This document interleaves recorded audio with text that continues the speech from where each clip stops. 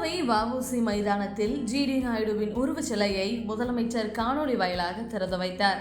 தொடர்ந்து திராவிட கழக தலைவர் கி. வீரமணி ஜிடி நாயுடு சிலைக்கு மாலை அணிவித்து மரியாதை செலுத்தினார். தொடர்ந்து செய்தியாளர்களுக்கு பேட்டியளித்த அவர், ஐயா ஜிடி நாயுடு அவர்களுடைய சிலையை சற்று நேரத்துக்கு முன்னால் நம்முடைய திராவிட மாடல் ஆட்சியினுடைய ஒப்பற்ற முதல்வர் அவர்கள் இங்கே திறந்து வைத்த செய்தியை அறிந்து மிகவும் மகிழ்ச்சி அடைந்து, தந்தை பெரியார் அவர்களுக்கு மிக நெருக்கமான நண்பர் ஜிடி நாயுடு. எனவே ஜிடி நாயுடு அவரிடத்தில் அவர்களுக்கு நீண்டகால நட்பு உண்டு. அதே போல் எங்களுடைய அமைப்புகளுக்கும் ஜிடி நாயுடு அவர்கள் வருவார்கள். இன்னமும் அவர்களுடைய தொடர்புகள் என்பது எங்களுக்கு நிறைய உண்டு.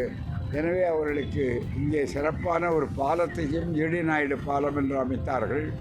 அதுபோலவே இங்கு சிலையையும் இன்று திராவிட மாடல் ஆட்சிய முதல்வர் அவர்கள் திறந்து வைத்தது பாராட்ட தகுந்தது, வரவேற்க தகுந்தது.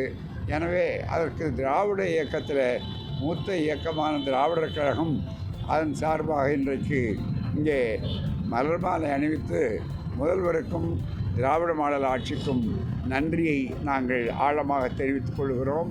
இதுபோன்ற அறிஞர்கள், தமிழறிஞர்கள் அத்தனை பேருடைய பெருமைகளையும் உணர்த்தக்கூடிய ஒரு ஆட்சியாக, ஆங்காங்கு வரலாற்று ரீதியாக சிறப்பாக பணியாற்றக்கூடிய அந்த ஆட்சி இருக்கிற காரணத்தால் தான் இதுபோல பல நல்ல பணிகள் தொடர்கின்றன. மீண்டும் 26க்கு பிறகும் அது சிறப்பாக நன்றாக 2வது முறை தொடரும். மக்கள் ஆதரவுக்கு வருகிறார்கள் என்பதை நாங்களால் நேரிலே பார்க்க முடிகிறது. இதுதான். எனவே இந்த மகிழ்ச்சிக்குரிய நிகழ்ச்சியில் கலந்து கொள்வது எங்களுக்கெல்லாம் மகிழ்ச்சியாக இருக்கிறது.